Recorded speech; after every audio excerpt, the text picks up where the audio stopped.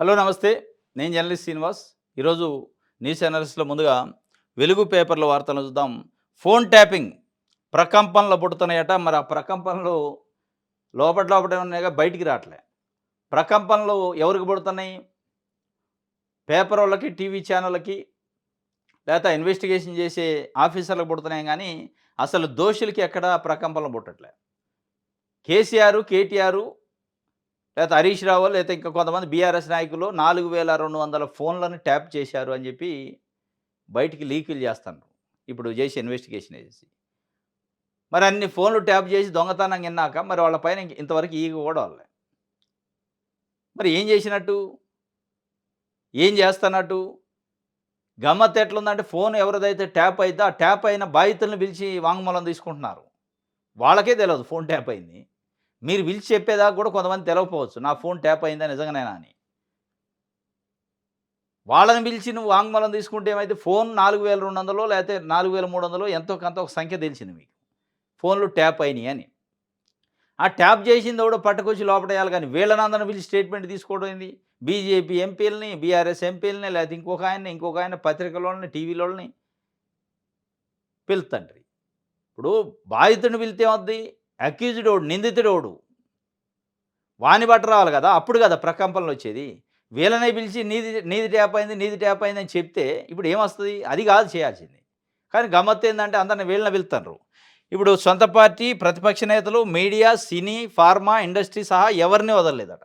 అందరిని.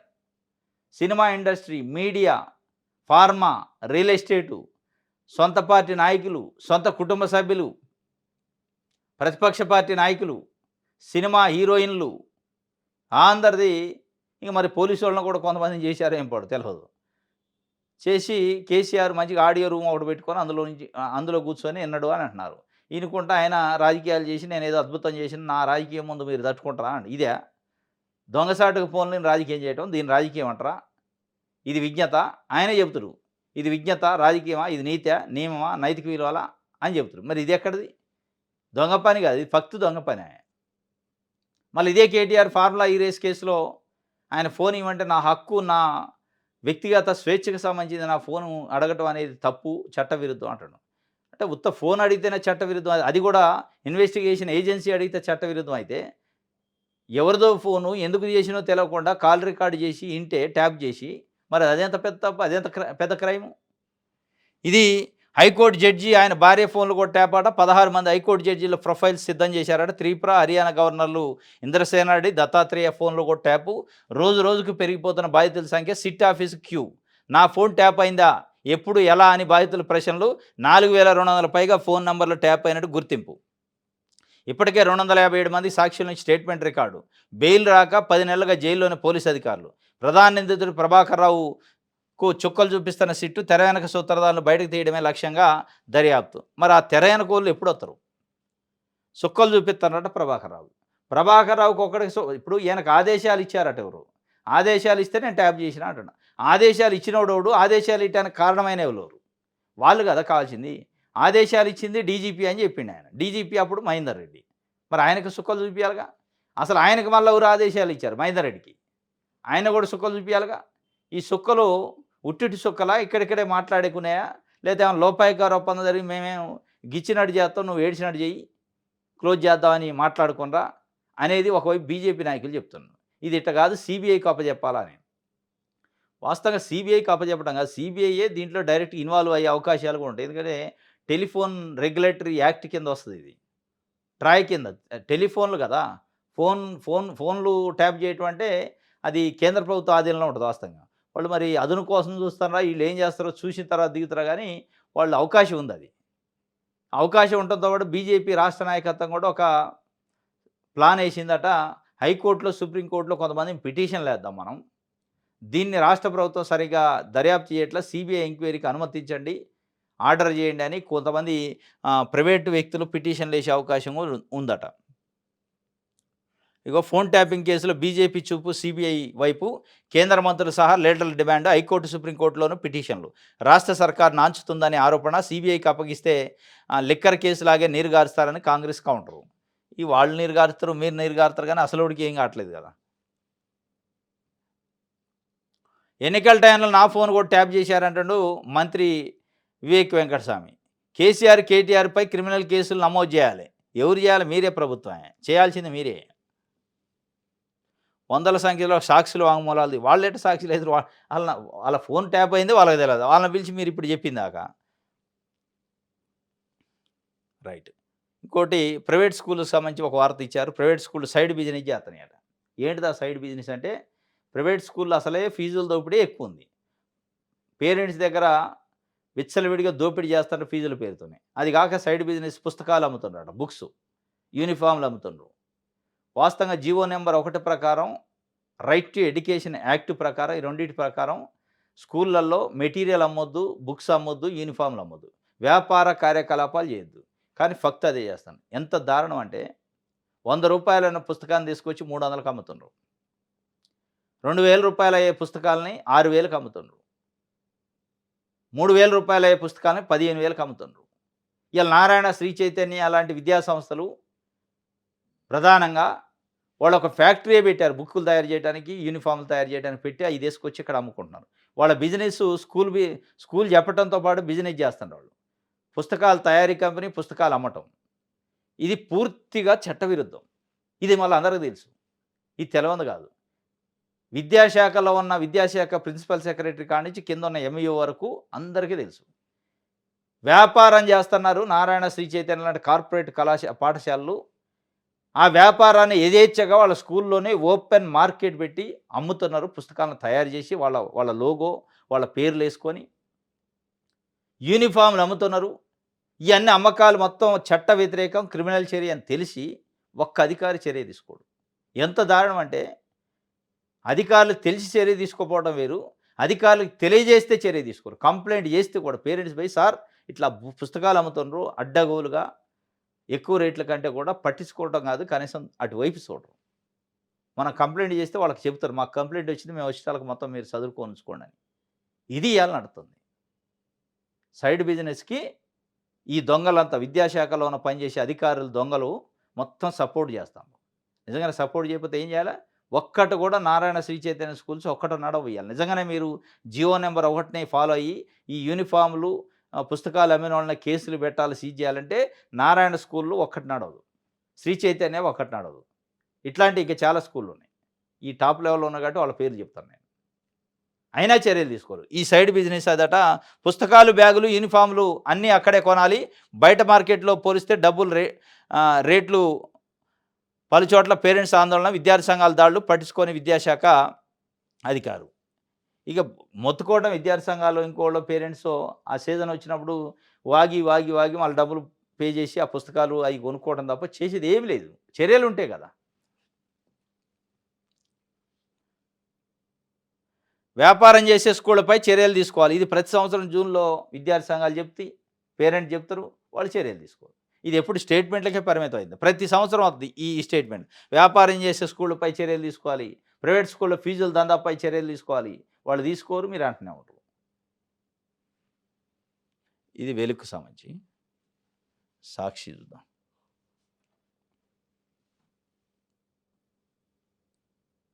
మత్తు ముఠాలు ఈగలు ఉంది జాగ్రత్త. ముఖ్యమంత్రి యనమల రేవంత్ రెడ్డి హెచ్చరిక. యాంటీ నార్కోటిక్స్ బ్యూరో ఇకపై ఈగల్. తెలంగాణ గడ్డపై మాదక ద్రవ్యాల ఆలోచన చేస్తే వెన్ను విరుస్తాం. కొత్తగా ముఖ్యమంత్రి అయినప్పుడు రేవంత్ రెడ్డి గారు ఇదే మాట చెప్పిండు. గంజాయి, డ్రగ్స్ అనే పదం తెలంగాణలో వినిపియొద్దు అన్నాడు. ఆగుతున్నది. ఇప్పటికి కూడా హైదరాబాద్ లాంటి ప్రాంతాల్లో చాలా చోట్ల ఈ డ్రగ్స్, గంజాయి దందా, గంజాయి చాక్లెట్లు ఈ మధ్య కాలంలో పేపర్లలో, టీవీలలో బయటకు వస్తున్నాయి. స్కూల్ పిల్లలకు అమ్ముతున్నట్టు కొంతమంది. మీరు ఇంకా ఎన్ని ఇరుస్తా కాడుంది. ఇప్పటికే 2 ఏళ్ళు కావుతుంది మీరొచ్చి. మత్తు ముఠాలు రాష్ట్రంలోకి రావాలంటే వణికిపోవాలి. స్కూళ్ళు, కాలేజీల్లో డ్రగ్స్ మూలాలు గుర్తిస్తే కేసులు.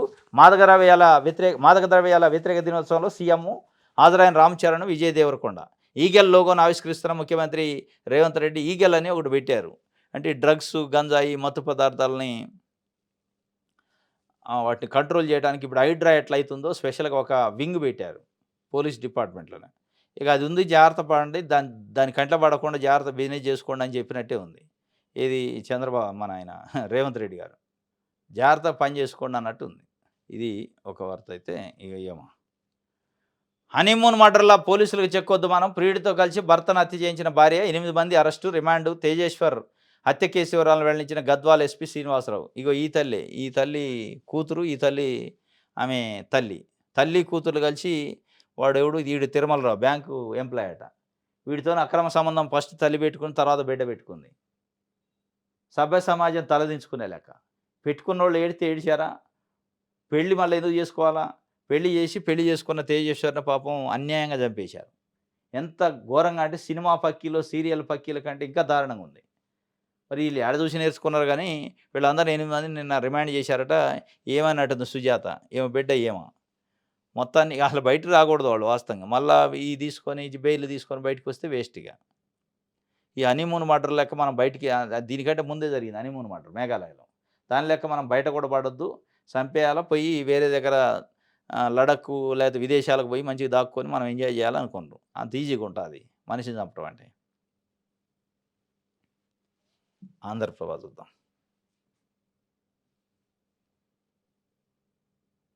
రైట్. ఉద్యోగులకు, పెన్షనర్లకు గుడ్ న్యూస్ అట. వైద్య బిల్లుల బకాయిల నిధులు విడుదల 180 కోట్లు విడుదల చేస్తానని డిప్యూటీ సీఎం బట్టి విక్రమార్క చెప్పారు నిన్న. రాష్ట్రంలోని ప్రభుత్వ ఉద్యోగులు, పెన్షనర్లకు తెలంగాణ ప్రభుత్వం మరో తీపి వార్త చెప్పింది. 2 ఏళ్లకు పైగా పెండింగ్లో ఉన్న వైద్య చికిత్స ఖర్చుల బిల్లులను ప్రభుత్వం ఎట్టకేలా క్లియర్ చేసింది. రాష్ట్ర వ్యాప్తంగా 26,519 మంది ఉద్యోగులు, పెన్షనర్లకు చెందిన మెడికల్ రీఎంబర్స్మెంట్ బిల్లులు 2023 మార్చి 4 నుంచి పెండింగ్లో ఉన్నాయి. పెండింగ్లో ఉన్న బిల్లులను చెల్లించాలని కొంతకాలంగా వాళ్ళు డిమాండ్ చేస్తున్నారు. 180 కోట్లను రిలీజ్ చేశారట. తీపి కబురు. బట్టి విక్రమార్క గారు ఫైనాన్స్ మినిస్టర్, డిప్యూటీ సీఎం చెప్పిండు. మంచిదే, సంతోషం. కానీ దీనికంటే తీపి కబురు ఇంకోటేందంటే వాళ్ళు కోరుకునేది హెల్త్ కార్డ్స్ ఇయ్యాలి. హెల్త్ కార్డ్స్ ఇచ్చి వాళ్ళకి ఆ హెల్త్ కార్డు అన్ని ప్రైవేట్ హాస్పిటళ్లలో చెల్లుబాటు అయ్యే విధంగా ఎలిజిబిలిటీ ఇస్తే తప్ప మీరు ఏదో ఎప్పటినుంచో పెండింగ్ ఉన్న ఒక 180 కోట్లు ఇచ్చి తీపి కబురని మళ్ళీ వీటిని పెండింగ్ పెట్టి మళ్ళీ 4 ఏళ్ల తర్వాత వాళ్ళు ఉద్యమం చేస్తేనే బకాయిలు ఇచ్చేటట్టు చేస్తే గ్యారంటీ లేని వారం అయింది. కాబట్టి వాళ్ళ హెల్త్ కార్డులు, డీఏల పెండింగు వీటిని క్లియర్ చేస్తే అప్పుడేమన్నా కొంచెం తీపి కబురు లెక్క ఉంటది. ఇది ఇస్తే ఇయ్యొచ్చు. పెండింగ్ ఉన్న బిల్లులు పెండింగ్ ఉన్న వాళ్ళకి తీపి కబురే వాస్తవంగా వాళ్ళకి సంతోషమే. పర్మనెంట్ సొల్యూషన్ ఏందంటే హెల్త్ కార్డులో ఎలిజిబిలిటీ తేవాల. క్యాష్‌లెస్ ట్రీట్మెంట్ కింద. అప్పుడు వాళ్ళేమో సంతోషపడతారు. జగదాంబిక అమ్మవారికి బోనం సమర్పించిందట కవిత గారు నిన్న బోనం గోల్కొండ జగదాంబిక మహంకాళి అమ్మవారికి తెలంగాణ జాగృతి అధ్యక్షురాలు బీఆర్ఎస్ ఎమ్మెల్సీ కల్వకుంట్ల కవిత బోనం సమర్పించారు. ఆషాఢ మాసం బోనాలు ప్రారంభ సందర్భంగా కుమ్మరులతో కలిసి తొలి బోనాలు ఉత్సవంలో పాల్గొన్నారట. మహంకాళి అమ్మవారికి ప్రత్యేక పూజలు నిర్వహించారు. అనంతరం ఎల్లమ్మ తల్లిని దర్శించుకున్నారు. గోల్కొండ ఈ బోనాలు స్టార్ట్ అయిన కాంచి రాజకీయ నాయకులకి ఇది ఒక ఫ్యాషను. అందరు నాయకులు పోతారు, నెత్తిన పెట్టుకుంటారు. ఆడ ఆల్రెడీ ఏర్పాటు చేసి ఉంటాయి అన్నమాట. ఇదేదో భక్తితోనో పూజతోనో చేసే కథ కాదు. ఆ పార్టీ వాళ్ళు, ఆ క్యాడరు, వాళ్ళ ఆర్గనైజేషన్ వాళ్ళు ఉంటారు. వాళ్ళంతా రెడీ చేసి వీళ్ళు పోయి నెత్తిన పెట్టుకొని వీడియో ఫోటోలు తీస్తారు. ఆ ఫోటోల కోసం పోజులు ఇచ్చి బయటకు వచ్చి పెద్ద పెద్ద స్టేట్మెంట్లు ఇస్తారు. ఇక నిన్న కవిత గారు కూడా పోయి అదే కథ. ఇక మంత్రులు వీళ్ళు అధికారికంగా పోయి స్పీకర్ గారు అంతా ఇచ్చారు బోనాలకు సంబంధించి. ఈ నెల రోజులు ఇదే కథ ఉంటుంది. ఎక్కడో ఒక నాయకుడు పోతాడు, పోయి ఆడ హడావుడి, దానికి సంబంధించిన ఒక వార్త. రైట్. ఇది ఆంధ్రప్రభ. దిశ పేపర్. రిజర్వేషన్లపై కసరత్తు చేస్తారట. స్థానిక ఎన్నికల్లో బీసీలకు 42% అమలుపై న్యాయ నిపుణులతో సర్కారు సంప్రదింపులు. ఏజీతో పంచాయతీరాజ్ శాఖ ఆఫీసర్ల భేటీ. 2 రోజుల్లో లీగల్ ఒపీనియన్ ఇవ్వనున్న ఏజీ. అనంతరం సీఎం ఆధ్వర్యంలో ఉన్నతస్థాయి సమావేశం. లీగల్గా ఫైట్ బెటర్ అంటూ సీఎం అభిప్రాయం. రిజర్వేషన్లపై కసరత్తు. ఇదంతా కసరత్తు చేసినట్టు జనాలు అనుకోవటానికి చేసిన కసరత్తు తప్ప దీంట్లో కసరత్తే లేదు. ఎక్కడుంది కసరత్తు? 42% స్థానిక సంస్థల ఎన్నికలలో బీసీలకు రిజర్వేషన్ ఇస్తానని కాంగ్రెస్ పార్టీ కామారెడ్డి డిక్లరేషన్ ఇచ్చింది. చట్టం చేస్తానని. ఆ చట్టాన్ని చేయటం కోసం అసెంబ్లీలో తీర్మానం చేసి రాష్ట్రపతికి పంపారు కేంద్రానికి. ఆ ఫైల్ ఎక్కడ పోయింది ఇంతవరకు మీరు కనీసం దాన్ని స్టేటస్ తెలుసుకున్న పాపాను వాళ్ళు. ఇంక ఏడ కూర్చొని కసరత్తు చేస్తే ఏమవుద్ది? కసరత్తు చేయాల్సింది మీరు ఢిల్లీలో. మీరు పంపిన ఫైల్ తాలూకా ఏమైంది? ఆ ఫైల్ ఏమన్నా రిజెక్ట్ అయిందా? పెండింగ్లో ఉందా? పెండింగ్లో ఉంటే ఎందుకు ఉంది? యాక్సెప్ట్ అయిందా తెలుసుకోవాలి కనీసం. మీరు అఖిలపక్షాన్ని తీసుకొని ఫైల్ తీసుకొని పోతున్నారు. అఖిలపక్షం ఎడిపోయింది, ఫైల్ ఎడిపోయింది. అది తెలుసుకోకుండా మీరు ఏడమాల సెక్రటరియట్లో ఏసీ రూమ్లో కూర్చొని ఏజీతోని పంచాయతీరాజ్ శాఖ ఆఫీసర్లు కసరత్తు చేస్తే ఏమైంది? ఎంతసేపు మాట్లాడుకున్నా అదే కథ కదా. మీరేమో 42% ఇవ్వాలంటారు, 50% రిజర్వేషన్లో సీలింగ్ ఉంది. ఆ సీలింగ్ సంగతి ఏందని కేంద్రం చెప్పాలా. ఆ సీలింగ్ అట్టుండగా ఏం చేద్దాం చెప్పండి 42% ఇవ్వడానికంటే ఇయ్యలేకనే కేసీఆర్ ప్రభుత్వం ఉన్నప్పుడు ఈయటానికి లేకనే న్యాయపరమైన చిక్కులున్నాయి కాబట్టే దాన్ని 22% చేశారు 34ని. అది మీకు తెలుసు. తెలిసే మేమేదో పొడుత్తు చట్టం తెత్తరంటిరి. ఆ పొడిచే కార్యక్రమం చేయకుండా కసరత్తు, కసరత్తు, డిస్కషన్‌లు ఇదంతా టైం వేస్ట్ ముచ్చట, టైం పాస్ కోసం చేసేయి. ఆ ఎన్నికలు పెడతారా పెట్టడా పెద్ద డౌటు. కొద్దిసేపు పార్టీ పరంగా రిజర్వేషన్ అంటారు, కొద్దిసేపు చట్టం చేస్తానంటారు, కొద్దిసేపు కేంద్రంతోని మాట్లాడుతానంటారు. మళ్ళా నిన్న లీగల్ ఒపీనియన్‌కి పోయారట. లీగల్ ఒపీనియన్ బట్టి అవసరమైతే లీగల్‌గానే ఫైట్ చేద్దాం అని చెప్తున్నారు. లీగల్ ఫైట్ అంటే ఇప్పట్లో అయితే పంచాయతీరాజ్ ఎన్నికలు. పంచాయతీ ఎన్నికలు కాకపోతే కేంద్రం నుంచి రావాల్సిన గ్రాంట్ రావట్లే. ఇప్పటికే 1 ఇయర్ దాటిపోయింది. 2024 జనవరిలో అయిపోతే 2025 జనవరి అయిపోయింది. మళ్ళా సంవత్సరన్నరగా వచ్చింది. మీరు నిజంగానే కోర్టులకు పోతే ఇప్పుడు అయ్యే పని కాదు. ఆ కోర్టులో పెండింగ్ ఉన్నాక ఎన్నికలు పెట్టేది కాదు. దానికంటే మీరు పార్టీ పరంగా ఇస్తారా? లేకపోతే బీసీలకి చట్టపరం చేయడానికి ఏమైనా అవకాశం ఉంటే కేంద్రం పైన ఫైట్ చేస్తారా? అది చేయాలి తప్ప, ఇది ఈ కసరత్తు పేరుతోని మేము చేసినాం గానీ వాళ్ళు చేయనీయలేదని చెప్పుకోవటానికి తప్ప ఏంటికి పనికిరాదు. రేవంత్ రెడ్డి అవినీతి చక్రవర్తి 2,00,00,000 అప్పు తెచ్చి కమిషన్లు మెక్కిండు. తెచ్చిన అప్పులు ఏం చేశారు? శ్వేతపత్రం విడుదల చేయాలి. పోలవరం మరకచర్ల ఒప్పుకున్నదే రేవంతు. ఆయనకి ఏపీ సీఎం చంద్రబాబు అంటే భయం. తెలంగాణ జాగృతి అధ్యక్షురాలు ఎమ్మెల్సీ కవిత. రేవంత్ రెడ్డి అవినీతి చక్రవర్తి అట. రాజకీయ నాయకుల మాటలు దెయ్యాలు, వేదాలు వల్లించినట్టుంటాయి. ఏ నాయకుడైనా. రేవంత్ రెడ్డి అవినీతి చక్రవర్తి అని బీఆర్ఎస్ వోళ్ళు అంటారు. బీఆర్ఎస్‌కి సంబంధించిన నాయకులు కేసీఆర్, కవిత, కేటీఆర్, హరీష్ రావు అవినీతి చక్రవర్తులు వాళ్ళు 1,00,00,000 సంపాదించారంటే రేవంత్ రెడ్డి అంటాడు. కాంగ్రెస్ నాయకులు అంటారు. ఒక్కళ్ళ దగ్గర నుంచి ఒక ₹1,00,000 ప్రజల అకౌంట్‌లలోకి రావు. అంటే ఖజానాకు రావు. ఇయన్నీ మాటల స్టేట్మెంట్‌కి రేవంత్ రెడ్డి అట అవినీతి చక్రవర్తి అట. మరి మీరేంది 10 ఏళ్ళు చేస్తే? మీరు అవినీతి చక్రవర్తులు గాకుండానే బంగళాలు, ఫామ్ హౌజులు, వందల ఎకరాల భూములు, లగ్జరీ కార్లు, డైమండ్‌లు యాడ్నుంచొచ్చినియి? వేల కోట్ల రూపాయలు ఇప్పుడు ఎక్కడి నుంచి వచ్చినాయి? మీరు ఏ అవినీతి చేయలే. అందరూ నీతిమంతులే. అందరూ నేతి బీరకాయలే. నేతి బీరకాయలో నేతి ఎంత నిజమో రాజకీయ నాయకులలో నీతి కూడా అంతే నిజం. అందరు నీతివంతులే మళ్ళా. మరి ఎటు పోయిన ఈ డబ్బంతా? ఎక్కడి నుంచి వచ్చింది మీకు ఈ డబ్బు? అంటే ఎవడు చెప్పడు. ఈ రాజకీయ పార్టీ నాయకులు అవినీతి పరులు అని ఇంకోడిని అంటం అనేది ఇక పెద్ద ఎవడికి గురువింద నిధులు. జనాలకు తెలివి రావాలా.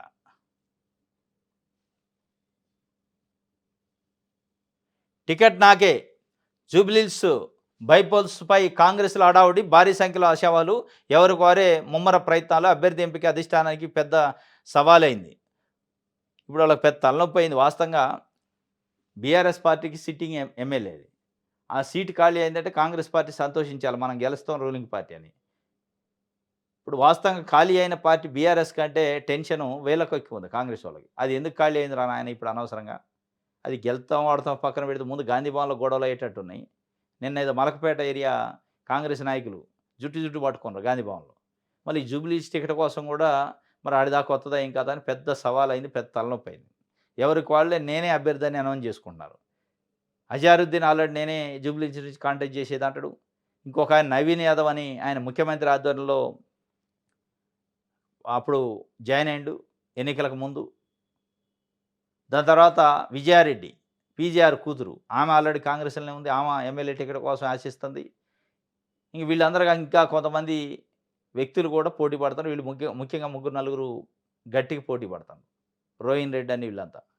మరి ఎవరికిస్తారు గానీ సిగపట్ల అయ్యేటట్టుంది. గెలుసుడు ఓటమి తర్వాత గానీ ముందు టికెట్ ఇయటమే పెద్ద గగనం అయిపోయింది. వాళ్ళ గెలుపు తర్వాత ముచ్చట ఓట్లేసి గెలుసుడు తర్వాత గానీ టికెట్ల కాడనే పెద్ద గందరగోళం అయ్యేటట్టుంది. రైట్. నెక్స్ట్ మన తెలంగాణ చూద్దాం. ఉద్యోగులు, పెన్షనర్లకు తీపి కబురు. అది తీపి కబురే కరెక్టే గానీ, ఈ తీపి కొద్ది తీపే. శాశ్వతమైనది కాదు. టెంపరరీ తీపు. శాశ్వతమైన తీపి కబురు పెట్టాలంటే వైద్య బిల్లులు మీరు పెండింగ్ ఉన్న బిల్లులు రిలీజ్ చేసుడు ఒక భాగం అయితే, శాశ్వతంగా చేయాలంటే అసలు వైద్య బిల్లులు అనేది ఆ ప్రస్తావన లేకుండా క్యాష్‌లెస్ ట్రీట్మెంట్ కార్డులు ఇస్తే ఇక వాళ్ళకి మీరు పెండింగ్ వాళ్ళు ధర్నాలు ఇది ఉండకుండా ఉంటది. 3 నెలల పరిశానట. ఏంది 3 నెలలంటే రేషన్ను. చూడండి లైన్‌లో ఎట్టున్నాయి బోడుప్పల్లో అట. ఇప్పుడు ఇయాల మనం 26 నిన్న 26 రోజుల పాటు ఇచ్చినా తరగట్లే జనాలు. 3 నెలలు ఒకసారి అన్నారు. థంబ్ పెట్టడం 3 నెలలకు 3 సార్లు థంబ్ పెట్టాల్సొస్తుంది. వెయిటింగు, సర్వర్ డిస్టర్బెన్సు, ఈలోపు స్టాక్ అయిపోవటం, రకరకాల కారణాలతోనే రేషన్ డీలర్ల పైన అయితే పని భారం విపరీతంగా పెరిగింది ఈ నెలలో. ఇబ్బడి ముబ్బడిగా తినటానికి తిండి తినటానికి కూడా టైం లేని పరిస్థితుల్లో వాళ్ళని ఇబ్బంది పెడుతున్నారు ప్రజలు. ఒకేసారి పోతుండ్రు. ఆ టైము ఒక్కొక్కళ్ళకి 3 సార్లంటే ఎక్కువ టైం తీసుకుంటుంది. లైన్‌లో ఉండటం, స్ట్రెస్సు, మరి ఇందులో మరి సర్వర్ మొరాయించటం. దీన్ని బట్టి రేషన్ డీలర్లు ప్లస్సు ఎవరైతే రేషన్ కార్డ్ హోల్డర్స్ కూడా గడువు పెంచాలి. 30వ తారీఖు వరకు ఉంది. జూన్ 30 వరకి రేషన్ ఇస్తారట. జూన్ 30 కాదు, ఇంకో 15 రోజులు పెంచాలని కూడా ఒక డిమాండ్ ఉంది. మరి పెంచుతారా చూడాలి. 3 నెలల పరేషాని గురించి పెంచాలని కోరుతున్న రేషన్ డీలర్లు, లబ్ధిదారులు గడువు మరి ఏం చేస్తారో చూడాలి. ఒత్తిడి తట్టుకోలేక టోకెన్‌లు ఇస్తున్నారు డీలర్లు. రేపు రండని. ఏం చేస్తారు పాపం? వా ఉండేది డీలర్ ఒక్కడే. వచ్చేది వందల మంది వచ్చి మీద పడితే ఏం చేస్తాడు? సర్వర్ పని చేయకపాయె. రైట్.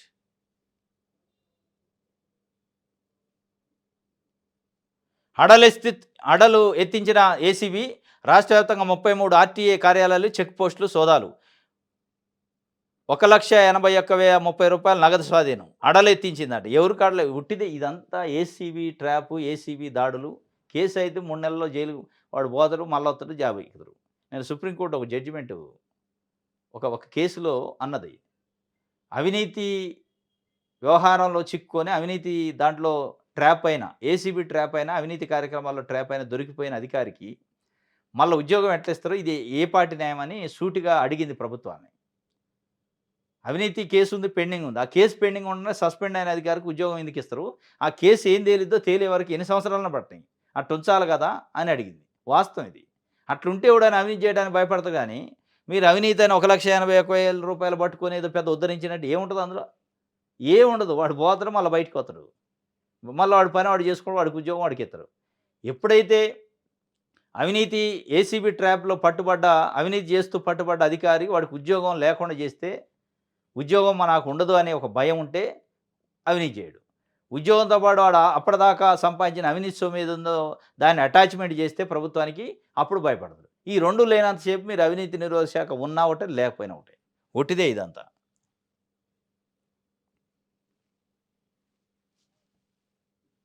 ఆంధ్రజ్యోతి. రైలు పట్టాలపైన కారు ఒమికా షోని అట పోలీసుల నిన్న శంకరపల్లి దగ్గర. ఆత్మహత్యాయత్నంలో భాగంగా యూపీ మహిళ అల్చేలు పట్టాలపైకి 7 కిలోమీటర్ల ప్రయాణం. రంగారెడ్డి జిల్లాలో ఘటన. అతి కష్టం మీద ఆమెను అదుపులోకి తీసుకున్న పోలీసులు. పలు రైళ్లకు అంతరాయం. ఆత్మహత్య చేసుకునే దాన్ని కారు తీసిపోయి దాన్ని పెట్టి రైల్లో జర్నీ చేసే ప్రయాణికులకి ఇబ్బంది కలిగించిన తప్ప, ఏదైనా యాక్సిడెంట్ అయితే నువ్వు డైరెక్ట్ పోయి దాని కింద పడితే పోయే. ఏంది మెదడు లేని పనులు? 7 కిలోమీటర్లు వాళ్ళని ఉరుకులు పెట్టించింది రైల్వే అధికారులని, రైల్వే పోలీసుల్ని. ఆపండి, ఆపమ్మా, ఆపమ్మా అంటే అసలు ఆపే పరిస్థితి లేదు. స్పీడ్‌గా పోతుంది. ఆడ పట్టాల పైన పడి ఎదురుగా ట్రైన్ వస్తే ఏముంది? ఆ ట్రైన్ ఇది క్రాష్ అయితే ట్రైన్‌కి ప్రమాదమే, ఈమెకి ప్రమాదమే. నువ్వు చచ్చేది కాక ఇంకో 10 మందిని చంపే కార్యక్రమం మైండ్ పని చేయట్లేదా మరి ఏం పోవడం ఆమె. ఆత్మహత్య చేసుకోవడానికి పోయిందట.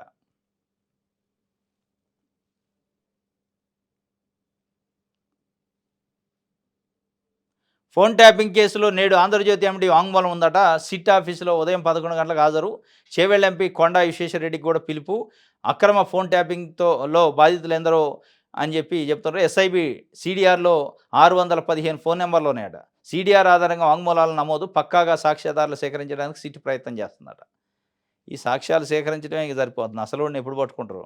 వాడు దేశం విడిచిపోవటమో లేకపోతే ఏదైనా కోర్టు నుంచి తెచ్చుకునే దాకా చూస్తారు. ఈరోజు ఆంధ్రజ్యోతి ఎండీ వేమూరి రాధాకృష్ణ గారిది వాంగ్మూలం ఉందట. ఆయన ఫోన్ కూడా ట్యాప్ అయిందట. మరి ఆయన ఏం చేసిండో కథ.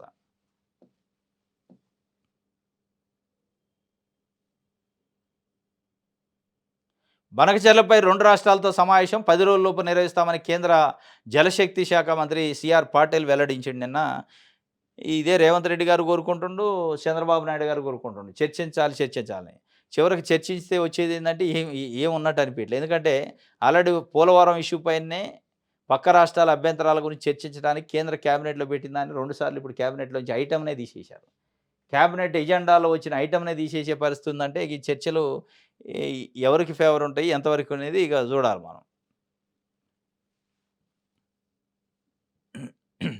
రైట్. ఇది ఈరోజు న్యూస్ అనాలిసిస్. రేపు తాజా వార్తలతో తిరిగి కలుసుకుందాం. Thank you.